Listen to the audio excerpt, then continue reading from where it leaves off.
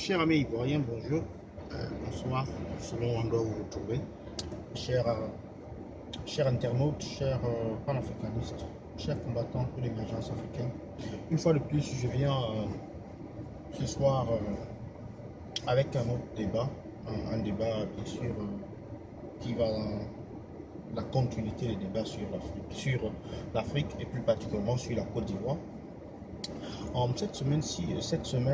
Ces dernières semaines ont été, il faut dire, vraiment un peu trop agitées dans le dossier Côte d'Ivoire. Et ce qui nous intéresse particulièrement, pas la semaine passée où il s'agissait de l'intervention de l'ex, comment on l'appelle, chef d'état-major de l'armée, M. Mangou, Philippe. Mais aujourd'hui, il s'agit plutôt de parler de Guillaume Soro. Alors, Guillaume Soro est de la Côte d'Ivoire et Alassane Ouattara. Moi, j'ai dit, il y a de cela plus de 5 ans, lorsque Gbagbo est tombé, en 2010, que ce bout d'homme, au nom de Guillaume Soro, ne vise qu'une seule chose dans sa vie. Donnez-lui n'importe quel titre vous voulez. Vous donnez président de l'Assemblée nationale, président de ceci, de cela. Lui, il veut président de la République. Donc, quand on fait la guerre, on signe des pactes avec les gens, avec des groupes. Donc, M. Soro Guillaume a dû signer des pactes avec Alassane Ouattara, qui consistait à mettre Alassane Ouattara au pouvoir en premier. Et Alassane Ouattara se devait de lui faire la passe. Et ça, on l'avait vu depuis.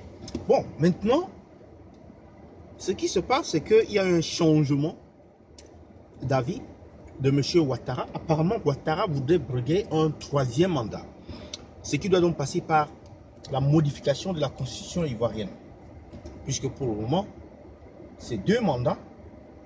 Et en fait, ces 2 mandats, ils ne se représenteraient plus.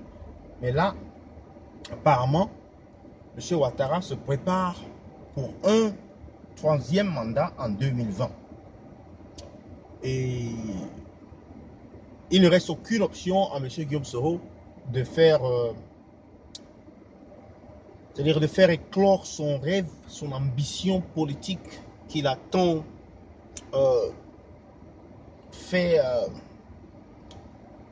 qu'il a tant gardé en lui, c'est-à-dire cette envie d'être président de la République, de conduire cette République un jour. Parce qu'on a vu tout ce que Ouattara fait. Il a écarté tous les gens de Soro Guillaume. Il a placé un bon périmètre de sécurité autour de lui. Et il est en train de les envoyer en prison un par un. Il se pourrait, on dit, que Soro Guillaume se serait enfui en Russie. Et alors là, je me demande bien ce qui se passerait s'il remettait les pieds en Côte d'Ivoire. Puisque son chef de protocole à l'Assemblée nationale a été interpellé, écroué sur cette affaire de cache d'armes. Et mes frères ivoiriens, franchement, la bêtise, si elle tuait, c'est que vous êtes déjà tous morts là au nord de la Côte d'Ivoire. Parce que qui tue par l'épée mourra par l'épée. J'entends les gens, ils disent Ouattara est trop sage, non, Soro est trop sage. Mais ils vont cela faire. Cette guerre-là aura lieu. Mais on ne sait pas comment, mais elle aura lieu. Cette guerre-là, elle va se passer si elle n'est pas déjà en train de se passer. Donc quand on voit des frères ivoiriens, ils sont là, ils crient, ils vocifèrent. Attends, quand on fait un débat, si vous n'avez pas d'argument, parez-vous quoi.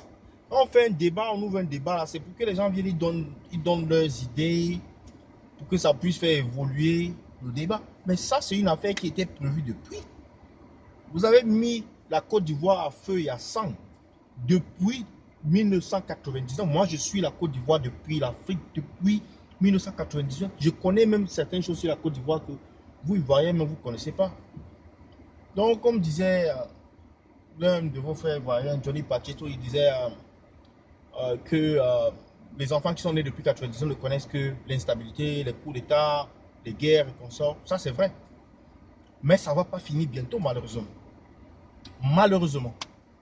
Parce que c'est les mêmes gens qui ont déstabilisé la Côte d'Ivoire depuis très longtemps, là, depuis 1999, qui continuent à la déstabiliser maintenant. Vous allez vivre là, combien? 20 ans bientôt d'instabilité. Et ça, ce n'est pas encore fini. Parce que quand ce que Ouattara est en train de faire là, il est en train de faire la guerre à Guillaume Soro. Mais le camp de Ouattara, il est nombreux. Donc même si Ouattara, lui, n'est plus là, il y aura un autre camp pour faire la guerre à Guillaume Soro. Ah, et ça, le camp de Guillaume Soro, moi, je ne sais pas combien de gens il y a dedans. Mais dans tous les cas, c'est une bonne foutaise. Ah oui, c'est une très bonne foutaise. Et pour ces gens-là qui se sont fait prendre en cabale, ça, c'est une cabale sans issue, franchement.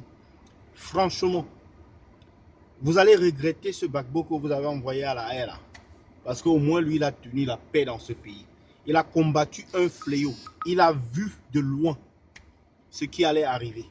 Et voilà ce qui est en train d'arriver maintenant. Donc, on n'avait qu'à accepter l'instabilité. Alassane Ouattara, il vous a même fait quoi là-bas? Il part tout le temps, il prête de l'argent, fait que prêter de l'argent, fait que vous rendre endetté. Il ne faut rien. C'est pas le chômage. Il y a les micros partout. Les gens se font découper, macheter partout en Côte d'Ivoire. Il y a l'insécurité totale, plus que jamais. Attendez, Ivoiriens, vous comptez même sur quoi lorsque vous dites Ouattara, notre président, Soro, notre président, mais il faut même encore dire Gbagbo, c'était un bon président. Je pense qu'il faut au moins le reconnaître. Ah oui, qui tue par l'épée mourra par l'épée. Donc, monsieur Soro Guillaume, il faut assumer vos actes. Je laisse dans la vidéo là, vous allez partager, commenter. J'attends vos commentaires et le partage. Et on continue. Sur cette affaire, il y aura certainement beaucoup de vidéos. Parce que là, M. Soro Guillaume, s'il vole là, il cale en l'air, tout caler même où là, je ne sais pas, va rester en Russie. Oh, on n'en est pas sûr. Mais pour le moins, les déclarations qu'on voit dans son site et dans sa page Facebook, ça ne tend pas à croire qu'il va rentrer en Côte d'Ivoire d'ici peu, dans tous les cas. Ah oui, il y aura un bon comité d'accueil là-bas qui va l'attendre. À bientôt, bon week-end.